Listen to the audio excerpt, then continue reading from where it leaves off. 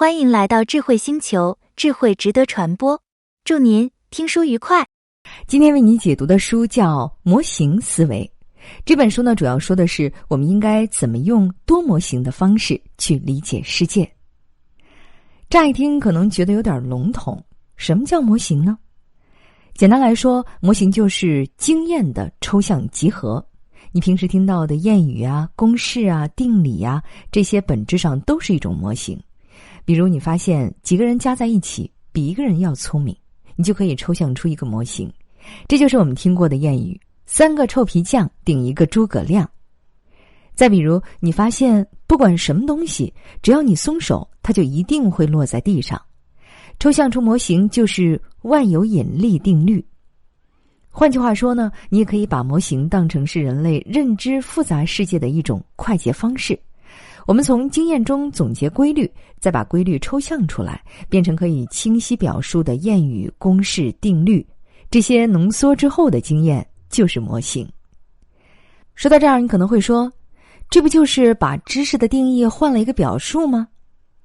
别急，你注意啊，这本书的主题不是模型，而是多模型。换句话说，用一个模型来理解世界根本不够。因为仔细想一想，你就会发现所有的模型都有自己的应用前提，一旦前提变了，模型就不管用了。比如牛顿的力学定律，在宏观物理中管用，但是到了量子这个层面就不管用了。再比如你可能经常听到意思截然相反的谚语，比如3个臭皮匠顶一个诸葛亮，但是也有一句话叫厨子多了煮坏汤。那你说到底是人多好还是人少好呢？之所以会出现这些截然相反的谚语，就是因为它们适用的场景不一样。有一个统计学大师叫乔治·伯克斯曾经说过，所有的模型都是错的，它们只在特定的尺度上成立。假如只用一个模型观察世界，就会让真理成为公式的牺牲品。所以要想理解真实世界，我们需要的不是模型，而是多模型。而这本书要做的就是帮你建立多模型思维。这本书的作者叫斯科特·佩奇。2012年时，他在密歇根大学开设了一门叫模型思维的公开课。一开始呢，只有不到100人听，但是现在这堂课的学生已经超过了100万。这本书就是这门课的精华浓缩。在书中呢，佩奇讲解了23组思维模型。注意啊，是23组，每组呢又至少包括3-4种模型，所有模型加起来将近100种。在这里呢，也要特别说明一下，这本书的内容非常丰富，原书中文版将近500页，半小时读完是不可能的。咱们今天的解读呢，只能算是为你打开了一扇走进模型思维的大门。假如将来你阅读原书，也希望今天的解读能够对你有所帮助。佩奇认为，多模型思维首先是一种意识，其次是一种能力。因为我们平时都太习惯使用单一模型了，所以要想培养这个能力，你得先养成这个意识，要时刻提醒自己，我是不是在用模型思考？我的模型对不对？因此，要想建立多模型思维，必须要解决2个问题。第一是意识层面的问题，也就是我们得知道多模型思维到底是一种怎样的能力，你为什么需要这种能力？弄清这个问题，我们就初步获得了多模型思维的意识。第二呢，是技巧层面的问题，也就是有哪些模型是你需要掌握的。把这2个问题的答案连在一起，我们就回答了今天的主题，怎么建立自己的多模型思维。那接下来呢，我就从2个问题出发，分成2部分为你解读这本书。首先，第一部分我们来说一说多模型思维到底是一种怎样的能力。简单说，多模型思维是一种抛弃习惯经验，切换思考逻辑的能力。这么说可能有点笼统哈，咱们通过一个故事来具体说一说。这个呢，是我从书外找的一个例子。它来自于著名的进化生物学家贾雷德·戴蒙德，也就是《枪炮、病菌与钢铁》这本书的作者。戴蒙德呢讲了一个真实的故事，说的是美国西部山区的森林大火。大概100多年前，美国东部的居民开始移居到美国西部的山区城市。他们刚住到这儿就发现了一个问题，那就是森林里动不动就着火。当然我们都知道，这是因为干枯的树木被闪电击中或者其他自然原因导致的。那着火怎么办？按照通常的设想，肯定是赶紧扑灭啊，怎么能眼看着森林被烧掉呢？所以美国林业局定了一条规矩，一旦出现火情，不惜一切代价，必须在第二天上午10点之前扑灭。你看，这个规定很合理吧？但是就在之后的100年里，老天爷好像故意开玩笑，不管你扑灭了多少火灾，最后呢，总会发生一场特别严重的超级大火，它的规模远远超出了人们的扑救能力。这场大火一定会烧得漫山遍野，而且不管你换了多少种扑救手段，用了多少先进的救火设备，最后还是这个结果。每年都是先扑灭一堆小火灾，最后再来一场让你束手无策的大火，把前面的努力全部归零。这就奇怪了。你看，在美国东部居民移居到这里之前，森林里呢也经常着火，但是从来没有这么大的火。要知道，这还是在没有任何扑救措施的情况下。但是为什么我扑救之后，火灾反而变大了呢？这个问题啊，困扰了美国林业局100多年。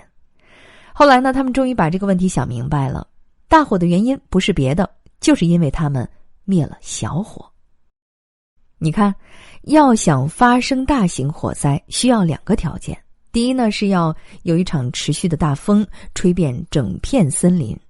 第二呢，是必须得有足够的燃料，也就是干枯的树木。但是呢，假如此前已经发生过很多场小火灾，就等于提前把这些燃料烧光了。等到大风来的时候，没有东西可烧，那火势就蔓延不开。说到这儿呢，你应该已经发现问题所在了。扑灭小型火灾会让干枯的树木保存下来，这等于是间接的在为最后那场大火积累燃料。那么这个道理，美国森林局当初为什么没有想到呢？他们其实是被存量的经验绑架了。前面我们说过，这些居民呢原本住在美国东部，而东部的山区很潮湿，枯死的树木一般都烂在土里或者严重受潮，根本不会燃烧。所以他们的策略是见火就灭，不救火，这对他们来说太违反直觉了。而到了西部呢，气候干燥，枯死的树木不会发潮，就成了燃料。换句话说，到了西部，环境变了，前提变了，传统的救火模型也就不管用了。后来人们还给这类森林火灾建立了一套专门的模型，就叫森林大火模型。这套模型的核心呢，不是如何灭火，而是如何点火。在大风来之前，人为的先放一把小火，提前把燃料消耗掉，这样呢，大火就烧不起来了。好，说到这里，那有关森林大火的故事就讲完了。现在呢，我们来通过这个故事说一说，到底什么叫多模型思维。在这本书中，作者把人的思考能力呢分为4个层级。第一个层级，也是最低的层级，叫做数据，也就是你能直接观察到的事实。在森林大火的故事中，你知道哪里发生了火灾，就已经达到了这一层。第二个层级叫做信息，也就是对数据做归类统计，得出一个准确的数字。比如你知道一年总共发生多少场火灾，造成了多大的损失，这就是信息。第3个层级叫知识，也就是你面对信息时的处理方式。比如面对大火，你知道应该用什么技术来扑救，知道怎么组织人员。这些特定情况下的知识，也就是我们今天说的模型。当你掌握一种模型，你就可以说你是一个有知识的人。第4个层级呢，叫做智慧，指的是你面对不同的情况，在多个模型之间做出选择切换的能力。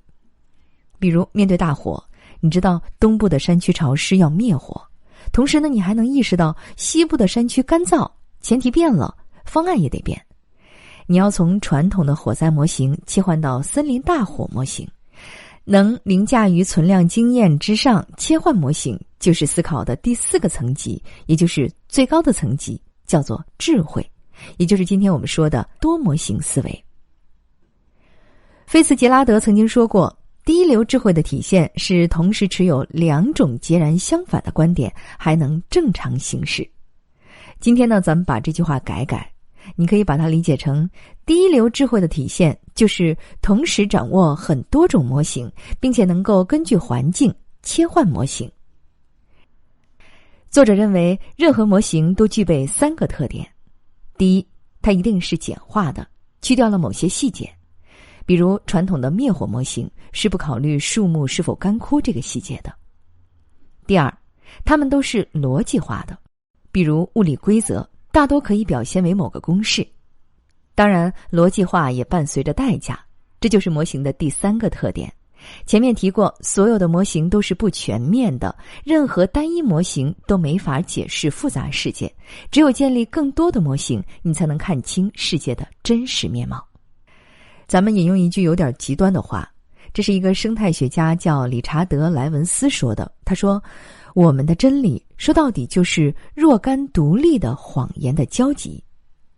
换句话说，模型其实是真实世界在某一个场景下的运行规则，场景变了，规则也要跟着变。好，以上就是第一部分的内容。多模型思维到底是一种怎样的能力？简单来说，多模型思维是一种能够根据环境抛弃固有经验，切换思考模型的能力。这也意味着，要真正掌握这种能力，你必须要掌握足够多的模型。这不是一朝一夕的功夫。在这本书中，作者提出了将近100种模型，咱们肯定说不完，但是至少咱们可以先开个头，迈出关键的第一步。那接下来呢，第2部分我就按照我个人的理解，从书中挑选了3组应用比较广泛，在音频环境下也比较容易讲清楚的模型跟你说一说。每种模型都对应着某些特定的场景。第一组是2个分布模型，正态分布和幂律分布。正态分布也叫常态分布，你可以把它想象成一个追求平均、一切资源均等的世界。简单说，就是在所有的样本中，那个最接近常态的平均值占比最大。比如人的身高，大多数人呢都是不高不矮，比较接近平均身高。再比如高考分数，大部分人呢都处在一个不太高也不太低的分数区间，满分和0分都是非常罕见的。而幂律分布是平均值的比例优势消失了，你可以把它想象成一个赢家通吃的世界。在所有的样本中，少数人占据了大多数资源，比如财富，少部分人拥有着社会的大部分财富。再比如流量，网络上的大 V 占据着绝大多数流量，而剩下的大多数呢，粉丝都很少。那么搞清这2个分布模型有什么用呢？简单说，它可以帮我们合理的规划资源，管理风险。比如让你设计公共汽车上的扶手高度，考虑到人的身高是正态分布，特别高的和特别矮的都是少数，那么它的高度就应该是一个不高不矮的人伸手恰好能够到的高度。但是假如你在林业部门工作，要维护一整片森林，那你就要意识到森林火灾这件事儿是幂律分布，也就是火灾的发生率虽然很低，但是它造成的损失非常大。这时呢，你就要重视防火抢险工作，为此呢储备大量的资源。当然了，这些都是事后的观察总结，我们更关心的是，当面对一个陌生的系统时，怎么判断它到底是遵循正态分布还是幂律分布呢？这个标准其实很简单，那就是看样本之间会不会相互影响。假如样本之间是独立的，比如身高，张3的身高影响不到李4的身高，那么呢，你就可以判断身高遵循的是正态分布。假如样本之间相互关联，彼此影响，那这个系统就遵循幂律分布。比如森林大火，一棵树着火，十有八九会点着周围的树。再比如财富，越有钱的人就越能获得赚钱的机会，财富之间存在着关联交易，它就会呈现出幂律分布。在面对一个具体的项目时，假如在正态分布和幂律分布这件事上你判断错了，那就很有可能会导致失控。比如波士顿的中央隧道工程是美国有史以来最昂贵的公路项目，从1991年盖到2006年，一共花了140亿美元，是当初预算的3倍。这就是因为用错了概率模型。一开始呢，人们认为隧道工程遵循着正态分布，也就是各个环节之间相互独立，不会彼此影响。像挖掘地沟、设计墙壁、建造顶盖，大家呢各顾各的，谁也不妨碍谁。所以在初期规划的时候，每个步骤的成本都是固定的，并没有留出太多的余地。但是啊，真到了施工，你就会发现事情可没那么简单。比如制作顶盖的时候出了一些问题，那你就得拆除原有的顶盖，这也就意味着你要破坏墙壁，回头呢墙壁也得跟着重做，墙壁里的线管也得重新铺，每个环节环环相扣，最终一个小问题演变成了一组相互制约的大问题。但是呢，这些其实是可以在前期规划时避免的。假如你意识到这是一个幂律分布的系统，就会在前期加大沟通成本，并且为风险控制留出更多的余地。好，这是第一组模型，分布模型。它的作用是帮我们合理的规划资源，控制风险。那接下来要说的不是一组模型，而是一个单独的模型，叫夏普利模型。它能够帮我们判断一个人在团队中的价值。假如你在公司里觉得自己的工资低，应该获得更高的报酬，那么你最好呢仔细听这个模型，这大概是我见过的衡量一个人的价值最合理的模型了。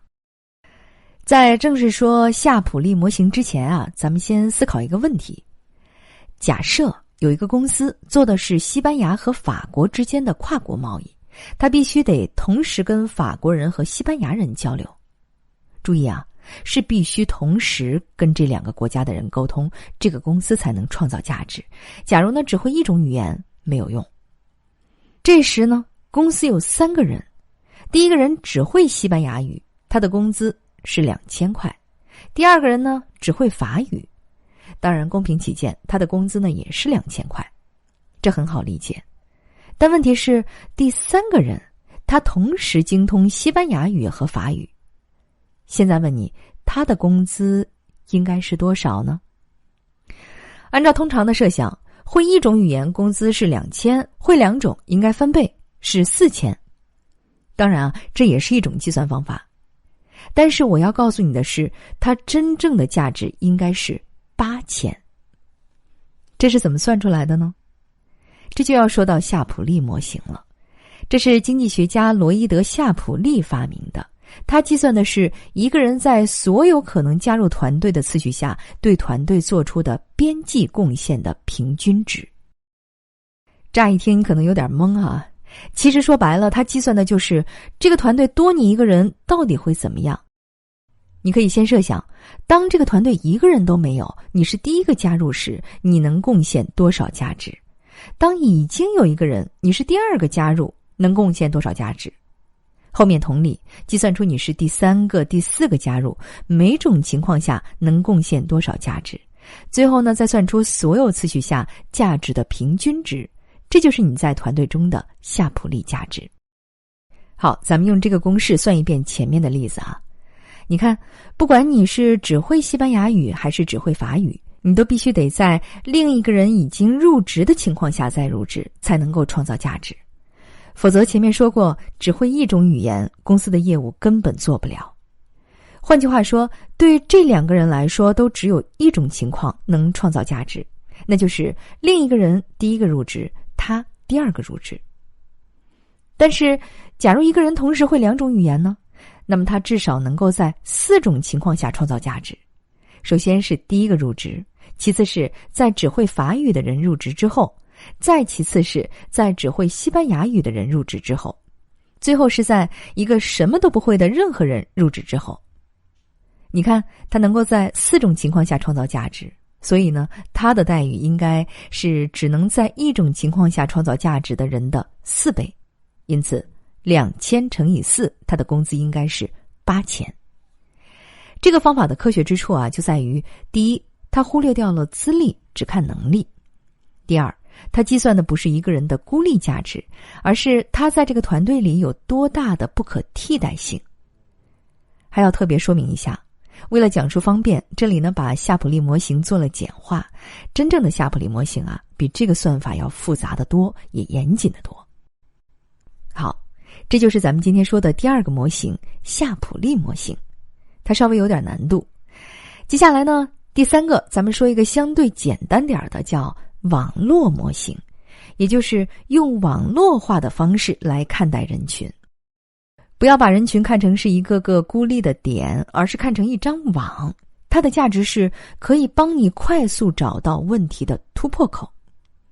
咱们还是从一个问题说起，假设在一个城市里突然爆发了病毒，蔓延的速度很快，针对这个病毒有一种特效疫苗，但是呢，疫苗的数量很有限，只能给少部分人注射。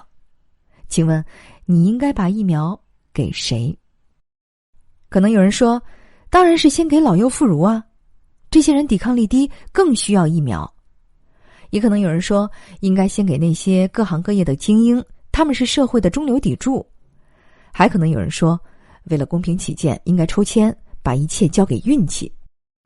但是从网络模型的角度看，其实还有一个更科学的办法。假如把人群看成一张网，把每个人看成是一个节点，人和人之间的联系看成是节点之间的连接线，你就会发现有节点跟周围的连接特别充分，这些人呢特别容易跟别人发生接触，可能是因为他人缘好，也可能是因为他的工作需要跟人打交道。假如这些人感染，他们马上就会传染给其他的人。所以按照网络模型，应该先把疫苗给这些人，这样呢能够更有效地控制疫情蔓延。再比如，你要向市场推广一个新产品，也可以把拥有最多连接的节点当成种子用户，先发给他们试用，然后呢让他们帮你推广。总之，不管你是想扩散观点还是控制问题，通过网络模型，我们都可以快速找到一个问题的突破口。这个突破口呢，往往就是拥有最多连接数的节点。这就是咱们说的第三个模型，网络模型。好，以上就是第二部分的内容。我从书中挑选了3组模型思维：分布模型、夏利普模型和网络模型。在这本书中呢，还有很多更实用，当然也非常烧脑的模型。假如你有兴趣，可以去看原书，挑战一下。有关这本模型思维的解读啊，咱们先说到这里。最后呢，我还有一点个人感受，那就是我们到底应该怎么看待模型？我觉得模型其实是一个人最底层的思维系统，它比知识和方法还要底层。有时候你做事的方法可能都对，但就是达不到预期的结果。归根结底呢，很可能就是用错了模型。比如在职场上，有人抱怨，为什么我天天加班，对领导唯命是从，但升职加薪却没我的份儿？其实说到底，他是在用有意模型看待工作，觉得自己付出了忠诚，就应该获得同样的忠诚。还有人把工作当作打仗，用战争模型；有人把公司当成家，用家庭模型。当然了，咱们在这儿呢，不是要说谁对谁错，而是想说，很多时候模型比方法更重要。假如你发现自己做事的方法都没问题，但是无法获得预期的结果，你可能就要反思，是不是在一开始就用错了模型。好，以上就是今天的全部内容。恭喜您又听完了一本书，感谢您对我们的支持和关注，请订阅智慧星球听书频道，点赞和分享给身边的家人和朋友，智慧值得传播，开启美好未来。谢谢您，再见。